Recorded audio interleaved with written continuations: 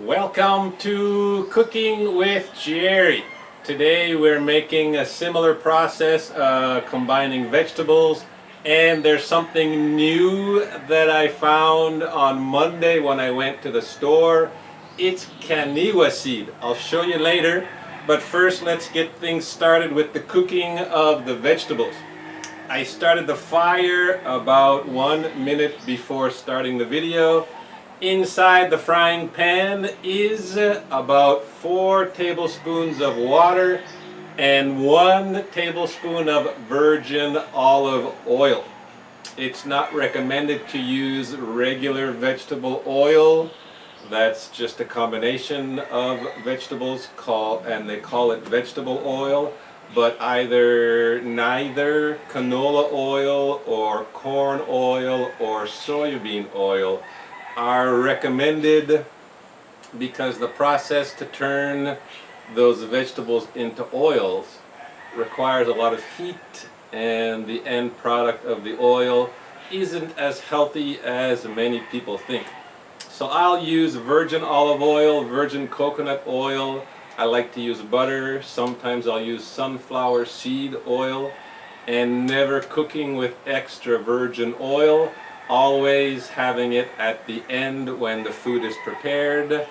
I'll put the extra virgin oil on the food when the heat has been turned off.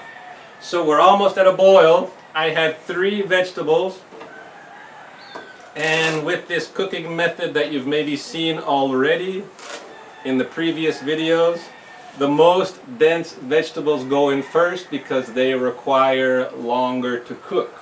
So the celery is the most dense, and I like to include the leaf of the celery.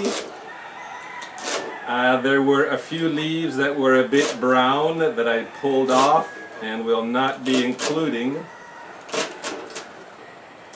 Fairly small pieces.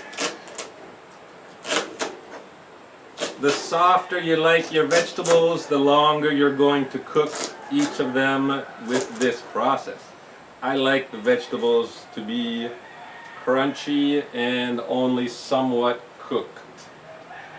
The more you cook any kind of food, the more damage is created, the less nutrition you'll have with the final product. So in goes the celery. And the next vegetable is beetroot, also a very dense vegetable and takes longer to cook than other vegetables. So that's going in now basically at the same time as the celery. And I like the beetroot also because it gives a nice red color to whatever you're cooking. So the beetroot's going in, and then we'll have a few moments to wait while it cooks, and then I'll add the pumpkin. I have a small piece of pumpkin, and you get a little bit of red dye on your hands from the beetroot. So that'll be a few minutes. In the meantime, let me explain the other part of the meal. In another saucepan, I put whole grain wheat and this Kaniwa. It's a seed similar to amaranth and quinoa. And I looked at the numbers on the bag, and for the serving it said 29 grams of carbs and 6 grams of protein. So still a very high carbohydrate content, which translates into sugar once it enters your stomach, but much better protein content than the usual side dish of rice, potatoes, pasta, bread. So I want to show you what it looks like. Here it is. Let me get my spoon. I put it on this plate so you can see it. So here is the whole grain wheat, and the brown little seeds are the Kaniwa. I also added 2 tablespoons of chia seeds when I had turned the fire off. So they sat together with the hot water, and the wheat and the Kaniwa, and also in the water before putting the wheat and Kaniwa, I put 1 tablespoon of salted butter and about half a teaspoon of pink salt. And the chia seed also helped to absorb the extra water that was in the saucepan when the cooking had finished. Now I don't do specific measurements. It's about 2 parts to 1 part, so 2 parts water, 1 part of seed or whole grain. And I found that I can do it that way when I'm cooking just for myself. I can adjust at the end or towards the end. If there's not enough water, I'll put more water. If there's too much water, I added chia seed this time. I'll also add sometimes a powder, one of those superfoods, a nut or a seed or a root powder to absorb the extra water. But a great alternative to your normal side dish. If you're considering the balance you should have with every meal, as far as what's going to be sugar and what's going to be not sugar, just to maintain your blood sugar level as even as possible. So this is going to cook a couple more minutes, and the red color, once I add the wheat and the seed, they're going to absorb some of that red color, which is always fun for me to eat something that's been dyed red from the beetroot. And the pumpkin's going to go in, and then also here I have some cashews, I think it was 7, and 11 pistachios that I washed and I soaked in water. It's been almost an hour. The soaking in the water, the nuts absorb some of the water so they become more plump. And I think it also, from what I've read anyways, it also helps with the digestion process. Makes it more accessible for the body to use. Speaking of soaking, these grains and seeds, there's a difference of opinion between experts as to whether or not they need to be soaked overnight or for at least 4 hours. I believe the soaking process allows the water to get deeper into the grain or the seed, and then during the cooking process it gets to cook a lot deeper and it helps with the digestion process. That's what I think. I had washed and rinsed the wheat before putting it in the boiling water, but I couldn't wash the amaranth because it's a very small seed, and if I don't soak it overnight, did I say amaranth? I meant Kaniwa. I'll sometimes use amaranth, which is the same, it's a very small seed. If I soak those seeds overnight, then I can rinse them because they will have absorbed the water and they will not be so small to fall through the holes of the strainer. So now I'm going to put the pumpkin in. I don't want the pieces to be too small because pumpkin cooks fairly quickly, and I don't want the pumpkin to have soft, mushy end product. So there goes in the pumpkin, and that'll be maybe 2 minutes. And during these 2 minutes, let me show you. I have right here beside the camera, just in case you haven't seen it, this is whole grain wheat. It takes about 25 minutes to cook, as does quinoa, amaranth, Kaniwa, if you don't soak them overnight. Here is the Kaniwa. You can see it's a really small seed, almost looks like chia seed. And the chia seed is right here. Chia seed is fairly easy to find. Kaniwa, I don't know. I've only discovered it since living here. I've never looked for it while I was living in Canada or Italy. And the whole grain wheat, I also don't know how easy it is to find.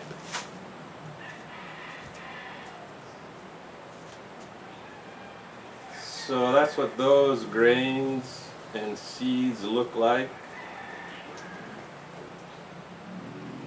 So what I'm going to do now is drain the water from these nuts because I don't think this water is healthy. I don't know for sure. It looks cloudy. So I always discard, pour down the sink, the water that had the nuts or seeds soaked in. Water that has had dried fruit soaked in, if the dried fruit is washed beforehand, then I think it's okay to use that water. It's a very sweet water. I use it sometimes for cakes, pancakes, breads, instead of using sugar. So that's going to be less than a minute. The final cook process.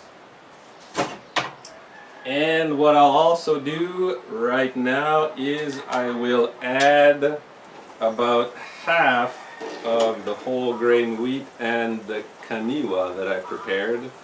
And I will use the second half for my dinner, which I plan to show you in the next segment. Just to give you another idea of how you can use these seeds and grains. And speaking of next segments, please stay tuned after that second segment because there will be a variety show. Something I introduced a few weeks ago, and so far we've done 4. And the one that I include at the end of this video will be number 4. Using cement to make something. It'll be a surprise. You'll have to watch it. So that's pretty much done for me. As I mentioned, if you want your vegetables to be less crunchy, then you cook it for longer. If you have various people in your family that have different tastes, you or half of your family likes the crunchy version of the vegetables, the other half of your family likes the softer version of the vegetables, split it. So you would take about half or whatever portion, remove it from the heat now, and then leave the other vegetables to cook for the additional time necessary to reach the preferred crunch level. And you'd have 2 separate dishes at your table or to serve into plates or bowls. So that's done for me. What I'm going to do is add a little bit of salt and an extra virgin oil, and that's my lunch. Fairly balanced. There is a bit of sugar with the vegetables and the whole grain wheat and the Kaniwa, but it's balanced with the nuts and the oils and the butter. And the main thing is it's whole food. There's nothing processed, pre-packaged, pre-cooked. The wheat and the seed Kaniwa, they were processed a little bit beforehand through the drying process. But overall it's balanced, also because the celery and the beetroot weren't cooked too much, so a lot of the fiber is still intact, which will slow down the conversion into sugar. Another good idea would be to add eggs or add leftover meat that you might have. Or in the beginning process, when we put the celery in, you could put raw pieces of small meat, beef, pork, chicken, fish. You could add also nuts, you could add cheese. So lots of different variations with this cooking process that we've done a few times now. I'm repeating it because repetition helps to learn. And so don't be afraid. Afraid's not the right word, but experiment. Experiment with different combinations of vegetables. See what your family likes. Try and go to a bulk food store or a natural food store to find these other items. They're going to be a bit more expensive than rice or potatoes or pasta or bread. But if you consider food as medicine, the price you pay now will first of all help you now because you'll be eating healthier food, but it'll also help you in the future because your body is being developed by healthier foods. Your body is being created by healthier foods with more nutrition than the other foods that have less nutrition. So thanks for watching. I'm going to enjoy this lunch.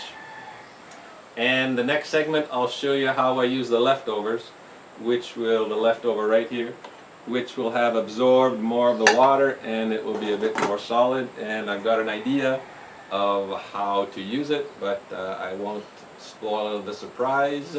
Also because I might change my mind when it comes time for the dinner preparation.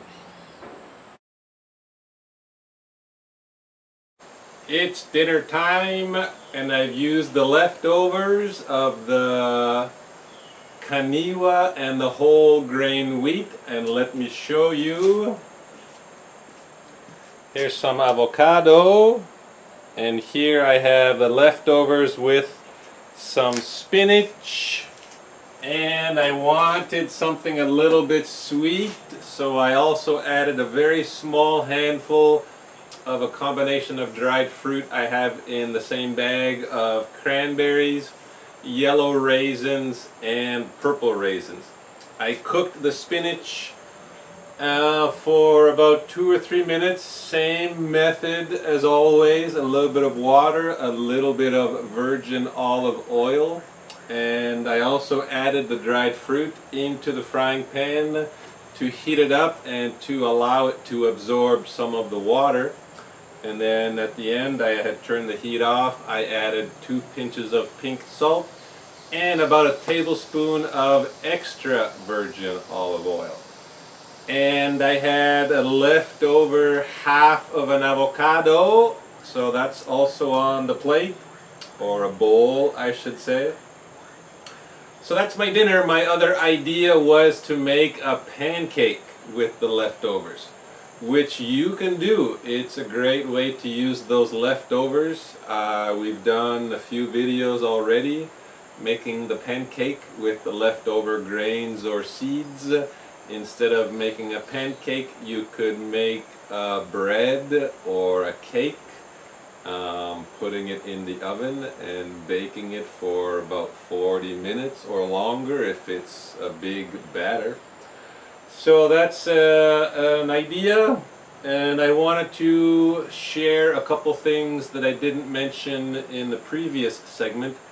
Number one, when the Kaniwa and the whole grain wheat were cooking, there was a little bit of bubbling up with the boiling process. And with that bubbling up, some of the foam touches the edge of the saucepan. So with the spatula, I was cleaning the edges and getting those seeds and grain back into the water so that they are not cooking on the side of the saucepan, because it would be harder to clean. So keep an eye on that. Also, it's important to make sure you lower the heat. Be attentive as to what's happening, because it's very easy for the water to boil over the edges. And if that happens, I stop everything, I turn off the heat, I transfer the contents into another suitable size saucepan, I clean everything up, and then I turn the heat back on. Because if you don't do that cleaning process, then it's just going to be a lot harder to clean everything at the end. And the second thing I wanted to mention is when I first started experimenting with quinoa, I didn't find it so satisfying. So what I've done is I combine the seeds with a grain. Today it was seed Kaniwa and the whole grain wheat. Sometimes I'll add whole grain rice with the quinoa or the amaranth. It's just a more satisfying chew.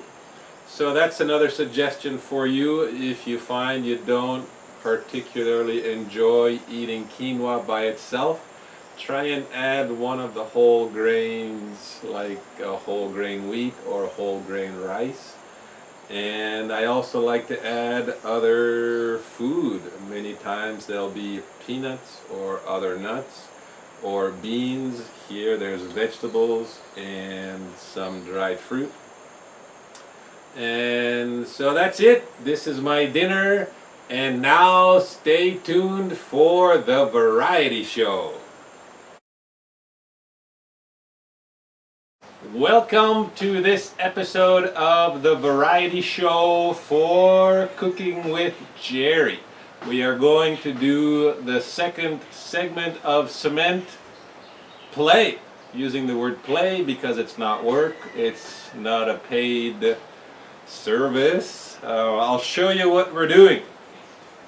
I bought this plastic sheet and I apologize for the light. We've been out of power since this morning. A big storm must have knocked one of the electrical wires, but check it out. This is a plastic sheet that has these heart-shaped molds, and here are two cute little teddy bears hugging each other, and they have a heart in the middle. I've used this many times and it's gotten weak, the plastic. This one has a hole, so I can't use it, but these two are still without holes.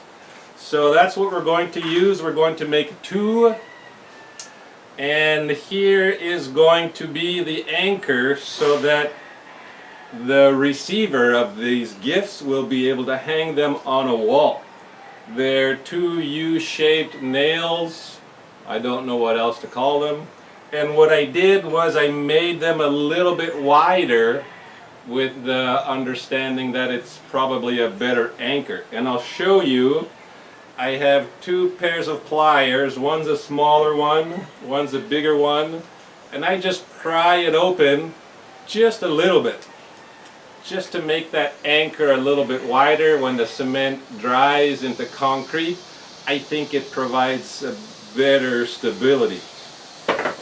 So that's one of the first steps, and I am not going to put a layer of oil because I don't want oil to be on the finished product.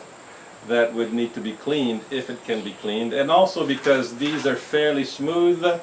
There's no deep impressions that's going to make it hard to remove it tomorrow, so I'm not going to put any kind of oil. It's important to clean it. Sometimes I clean with alcohol and paintbrush, a small paintbrush, but I just wiped it clean and I used an old toothbrush just to brush it clean. So I have a little bit of cement and I'm going to put it in each of those two heart-shaped molds that are still intact.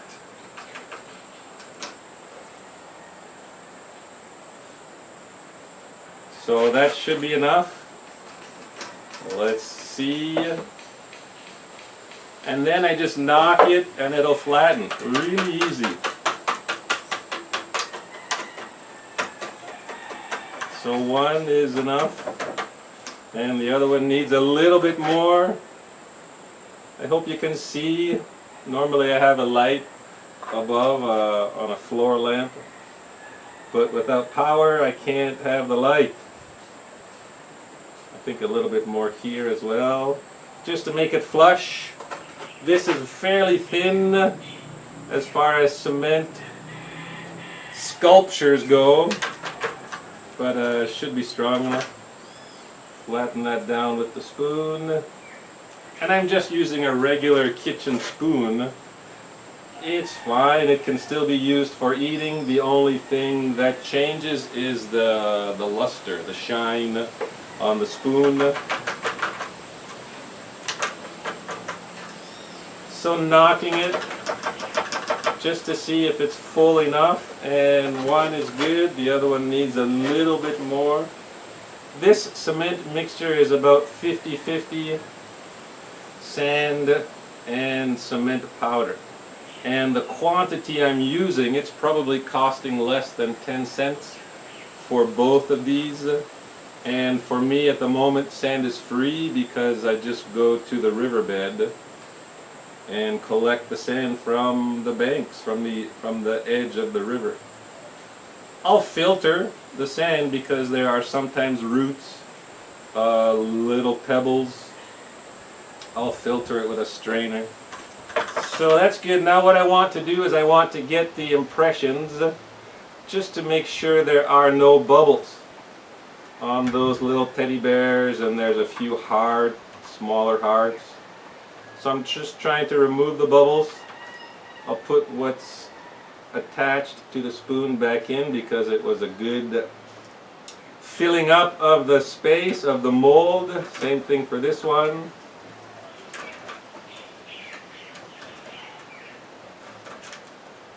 And removing that cement that got attached to the spoon. And then one more time flattening it.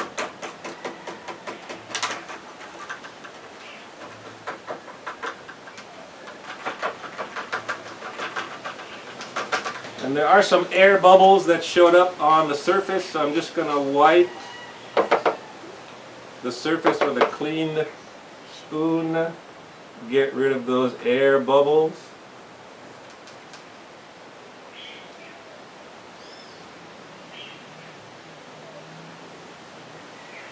This I am intending to be a gift to some neighbors. They have a small store that sells fruits and veggies, and they also deliver my 20-liter bottle of water, which is very nice of them. It's not that far, about 200 meters, but to walk 200 meters carrying the big 20 kilos of water on the shoulder can sometimes be too much for my back. So there it is. Now we put the little anchors in as much as possible, centered. I can't go too deep because the cement is a very thin layer. So I put it in at an angle. I'm putting 2 on each so that it's easy to put a rope through it and hang it from a wall, for example, or even from some kind of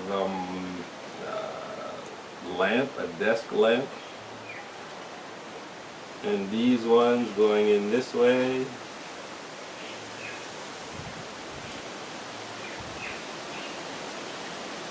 And the last one. So you saw, fairly simple process. I paid about 50 cents for this plastic sheet, and I've been using it for a couple of years. I've maybe made at least 20. And I have 3 other of these plastic sheets, but different heart-shaped molds. It's important that these little U-shaped hooks don't fall into the cement. And this cement is thick enough that they should hold in place until the cement thickens, and then for sure they'll hold in place. Trying to get them high enough that a piece of string can easily go through.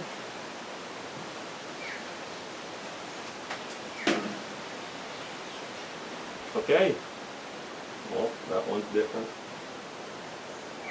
Try to get them as even as possible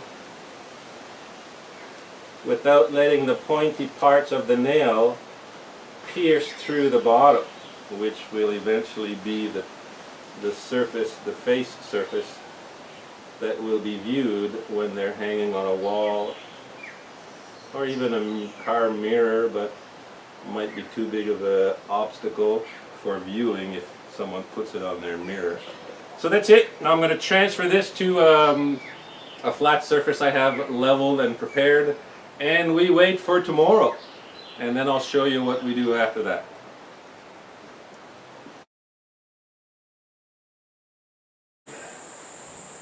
Part 2, it's been almost 24 hours since we poured the cement into this heart-shaped molds, and it's time to see what we got. It's a fairly easy pour because the impressions don't go so deep, so it should be fairly easy. I'm assuming they'll just pop out. Before I show you, I'm going to explain what I decided to do.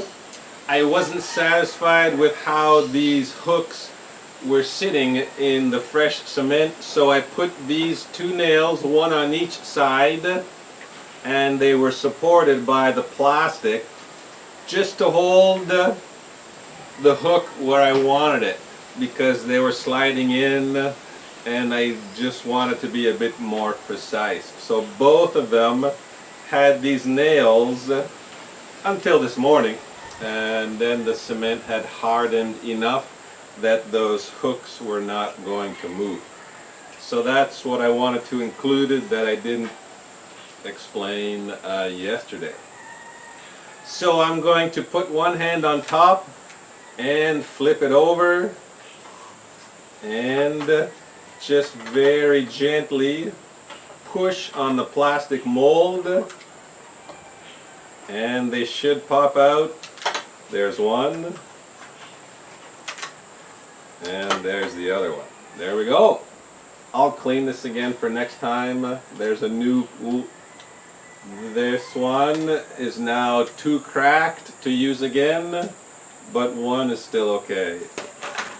So let me come closer so you can see it's almost perfect. The unknown is where the bubbles are going to show up, and using the spoon after it's been poured helps to remove the bubbles. And you can see also there's a bit of a raised edge, so all I'm going to do with the sharp thin edge, I'm going to scrape off that edge, and it shouldn't take very long. Remembering to be still fairly gentle because the cement has only been hardening, been curing for less than 24 hours, so I could snap it apart fairly easily. So I'm just scraping, trying to get a nice smooth finish. Also, during these past almost 24 hours, with my spray bottle full of water, I sprayed it maybe 10 times just to slow down the curing process, trying to get the cement to turn into a stronger piece of concrete. So with my finger I can just touch and I can determine if it's smooth enough. And it doesn't have to be perfect because the intention is for it to be hanging on a wall, and once it's hanging on a wall it's probably not going to be touched, not going to be handled. And then with a used piece of sandpaper I'll just continue the finishing process to make it as smooth as it can be without going too aggressive. Tomorrow, when the cement has had 2 days to cure and become stronger, I can be a little bit more aggressive with this sandpaper process. But I don't really need to be. I'll just do once real quick, and then once on the back I will just smooth it out with the sandpaper. This will be the side that people don't see. This will be the side they're looking at. So that's good enough for now. And the same thing with the next one, you don't need to see, because I want to show you something else. I had a little bit of leftover cement after having poured those two heart-shaped molds with the teddy bears, so I used a little bit. There's a crack right here in the cement floor. I used a little bit to fill in that crack, and then I still had a bit left over. So here is another one of those plastic sheets I told you about, different shaped molds. These are small ones, and I've used it numerous times, and I put these black arrows in marker so I know which of this whole sheet are still good to use. The other ones already have cracks. So I had enough to make two, and I put the same kind of U-shaped nail to act as a hook, and these also should come out fairly easily. I did them right after. There's one. So they've also had almost 24 hours. It's important not to push too hard because that's probably what made most of the others crack. When I tried to push too hard to get the dried cement out. I also used this plastic sheet once to try and mold chocolate. I had a combination of pure cocoa and other ingredients I don't remember. But I wasn't satisfied with how the chocolate turned out, so I started using it instead for cement. So there it is. And let me bring it a little bit closer. So it's just a nice little heart shape. I'm going to clean out these edges a little bit. And someone can put a string, either plastic string or something more decorative, and either use it for a necklace or use it as part of a keychain. So the important part is making sure that you have enough space in that hole for the rope or the wire or the twine, whatever you want to use, yarn. And then same as the bigger piece, I am just going to scrape that little bit of extra that dried together along with the main piece, because I don't want that. It's not quite as nice to touch when you have that little extra piece. So just scraping it away. Now this piece is a little bit stronger than the bigger one because it's thicker and it's smaller. So I'm not so concerned that it's going to crack. This would be difficult to break. I'm going to show you. Maybe you can see here there's a crack. And that's not from the cement being weak. That's from the plastic mold having a crack. So now I have one less of these that I can use. I think there's 7 of them still good. And I'm just going to scrape a little bit just to try and get it smooth. And I'll do the same process with the sandpaper. And doing it again a little bit tomorrow, but it shouldn't need too much tomorrow. As I said during the earlier segment, which we filmed yesterday, those bigger hearts are intended for a neighbor. Also because they have recently done a major renovation, a new roof, a new floor. They changed part of the main floor, put up a brick wall and a new concrete sink. So this might be really nice for them to hang on their new wall. I don't know. It's just nice giving gifts. You feel nice and the person receiving the gift feels nice. And it's a bit more special when it's something that you made yourself. So that's it. Now the sandpaper. This one also got sprayed about 10 or 15 times during the past 24 hours. And with this piece that I filled in the crack, it's very important to get that crack wet before you pour the cement, because dry concrete will quickly absorb the water that's in the fresh cement, which could very easily crack the new cement because it would dry too quickly. So with my spray, first of all, I cleaned out the little bits of pebbles and sand, and I sprayed it, and there was a little puddle of water inside the hole. And then I put the cement. And then I sprayed a lot. That one I sprayed a lot more than I did these 2 hearts. So if you're doing some kind of fix-up project like that, The old concrete needs to be wet and continuously wet.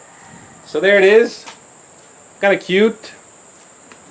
Maybe a little bit bigger the hole right here. There's a little bit of extra cement. Yeah. And so I'll do the same with this one, and I'll wash them, and they'll have a few days to dry. If you want to paint it, it's a good idea to wait at least a week before you paint new cement. If you can wait longer, probably better to wait longer. I mentioned it takes 28 days for cement to fully cure. I don't know if that's the same for something as small as this. So that's it. That's our variety show for today. Next one, I have an idea to do one more cement project. Or I've also been asked to make wood shelving. So that might be interesting for you to watch. Maybe learn something. So thanks for watching our variety show. I got cement concrete powder on my hands. And we'll catch you next time.